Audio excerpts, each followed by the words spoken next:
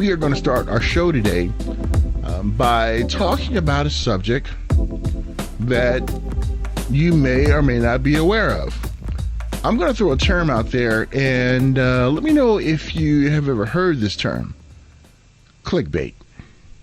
Have you ever heard clickbait? Well, clickbait is something that can cause a lot of harm to our devices. And sometimes people use clickbait that's not harmful. You may be surfing on the internet and you may see something on a reputable site to say, hey, have you seen these amazing pictures of this childhood star? Or which one of these stars are in rehab? And you click on it because you feel, because it's on a reputable site, that it's all good. But what are some things that we should be aware of when it comes to clickbait? Well, my next guest is going to talk about what clickbait is, why some clickbait is dangerous, and just some things that we should be aware of when we are using our devices. And I'm so happy to have with me right now my man, digital security expert, CEO of GlobeX Data, Alain Ghiai. Alain, welcome back to the show. How are you, my friend?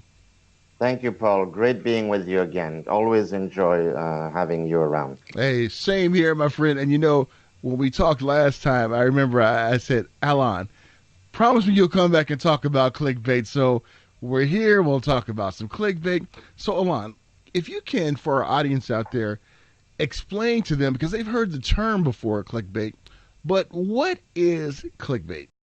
So clickbait, the way I understand it, is a way for hackers to maliciously install a virus on your device, whether it's a laptop, desktop, or a phone, by sending you either an image to click, a document, or even a link. And most people would click on it because there's ways that hackers can hide themselves behind familiar names, and you think it's a friend that sends you a link and you click on it, and then you activate now the virus.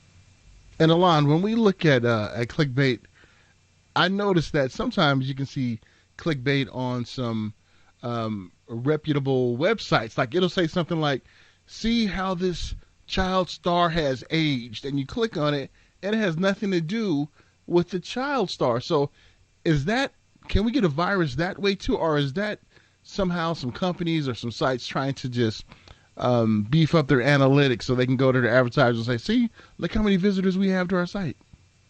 That's actually a really good point. It could be both. If you are lucky, it would be a reputable, I would say not so reputable site, because if they do that, they don't become reputable. But it's kind of a way for you to click. And a lot of advertisers might use that and charge their clients or advertise that they have clicks. I have been approached so many times by ad agency telling me they can get me X amount of followers if you pay. So you essentially, those are the techniques they use. Those are the friendly clickbaits. The malicious ones are the ones that essentially make you click on a link, or sometimes they even send you an invoice. That's one that I see a lot. You get an invoice from a company, it looks legitimate, and then you click on it because it says, here's a pro forma invoice, here's your order number. And in big businesses and big companies, one doesn't know, right? Maybe what a manager may have ordered. So they click on it and that's it. Now it's the virus is attacking you. So you have the commercial aspect of clickbait, as you mentioned, to basically charge more click-through rates. And you have the malicious aspect to install malicious viruses on your hardware. And you know, Alain, I've had something like an email come to me and say, here's your tracking number for what you purchased. And I know good and well I didn't purchase anything. And I know a lot of people deal with that too. So what can we do to kind of protect ourselves from clickbait? Because sometimes, you know, we get curious and everything and say, oh, maybe I did, you know, somebody send me a gift or something. So what can we do to protect ourselves? That's a classic. I get that sometime. It's usually I get it a lot from DHL. And what happened is, unfortunately, if you are one of those person that clicks on everything because you have no time and you just have that habit, we are creatures of habit. I always say the best way to reduce malicious uh, basically harm on the net is to change our human behavior. So it does take some time. So if I get an email like that, I'm going to look at it carefully before I even click on it. Sometimes the image is not super sharp. The logo, you can tell, is not a high resolution logo. Those are the amateur, and you just delete it. If suddenly it looks amazing, and I used to get some from B of A, I know that I don't have an account at B of A, so that would be easy. But if somebody has an account at B of A and then they get an email from them, usually financial institutions are not going to send you an email to tell you, please verify your account. So financial institutions are the biggest one that are targeted. I would contact your bank first and say, did you send me an email? And they would tell you exactly their process to communicate with you.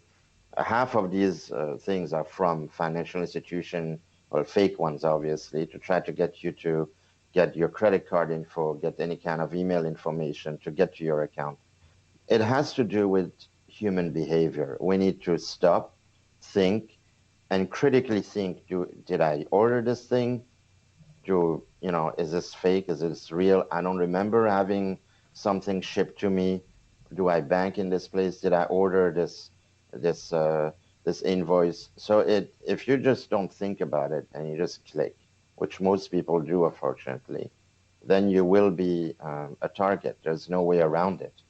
I'd say the best defense is to wait before you click, analyze, see if it really is something you know, and act accordingly and verify. Always, you know how they say trust but verify. In this case, don't trust and verify. That would be the advice. I love it. I love it. And Alain, let's say that we didn't look both ways before we crossed the street, cyber wise, and we accidentally clicked on some clickbait. What can we do to get to check to see if we got infected with malware or a virus? What can we do after the fact? Because sometimes, being curious, that curiosity it kills us sometimes. Totally. So a lot of people are on mobile devices.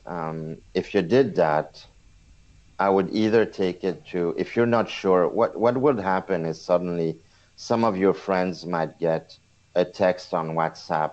Those are real examples I'm giving you of what happened to people I know. They get a text that says, "Can you wire me $100 on PayPal? I lost my wallet, my car crashed," something like that. And usually your friends and the people in your contact list are going to be targeted because some of these malicious hardware viruses, what they do is they get into your device to get the information, maybe not to destroy your application, literally just to get info and to get into now all your contact lists and send to them the same thing. So if you see there's suspicious activities and somebody's contacting you, hey, did you send me a text or did you do that? Then you know you have a problem. And I would take it to a place to try to undo the virus, obviously take it out, wipe the device completely clean, and sometimes they attack the microchip set as well. So I know that Samsung, not to do an advertising for them, but Samsung has a thing called Samsung Knox, like Fort Knox. And what they do is it's a mobile device management. It comes with every Samsung device, and it's a way for you to store in application and emails and all that within that container environment that is protected. And if there's a virus, it destroys everything down to the chipset. That would be extreme, but at least your device would still be okay.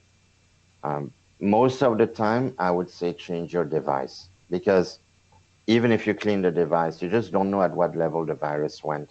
It could go down to the microchip. So it's a very unfortunate event.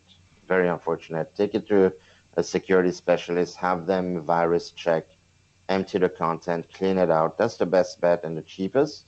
Beyond that, just change your device and your phone number too. Wow, Alon, I am blown away because I had no idea just the effect that clickbait can have when a virus or some malware or ransomware has been on a device because of clickbait. Man, it's a very serious situation, and you talked It's about scary. it is, and you talked about on social media when we get that message from our friends and say, "Is this you?" Yeah, Without any like salutation, like, "Hey, how are you? What have you been up that's to?" it. So should we even respond to see if it's from a friend and be like, "Yo, what are you talking about?" Because I've had it before where I've responded and I knew it wasn't my friend.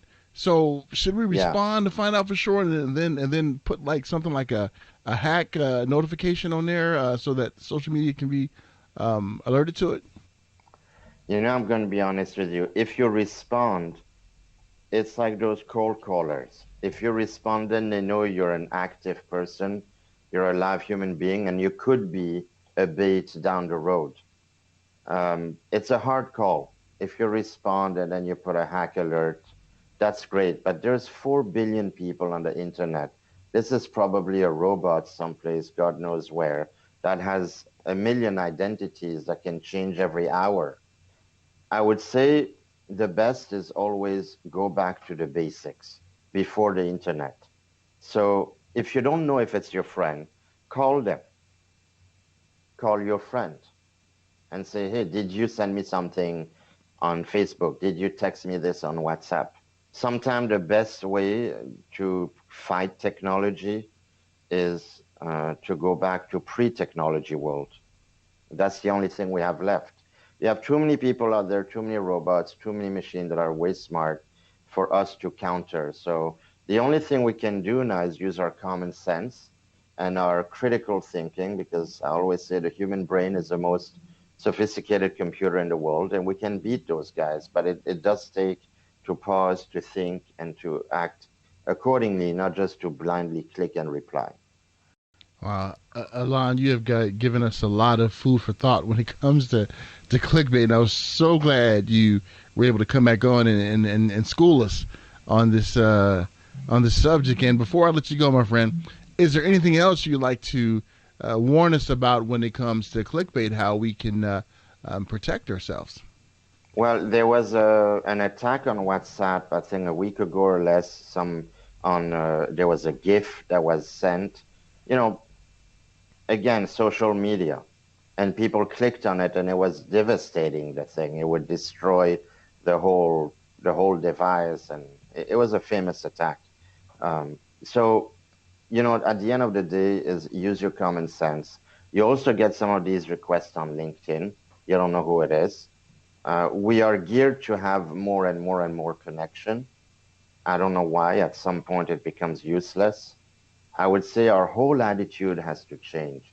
So if you get something that you're not familiar with, I always say you always talk to the same 50 people. You may have 2,000 people on your contact list. Usually it's the same 50. So it boils down to that. If you get something from somebody you don't know, just don't acknowledge it. I love it. I love it. That makes a lot of sense. Take it back to basics. Use some common Yeah, sense. I love it all, Alon, for sharing that with us. So, my friend, thank you so much for joining me. Always great to get your insight when it comes to cybersecurity.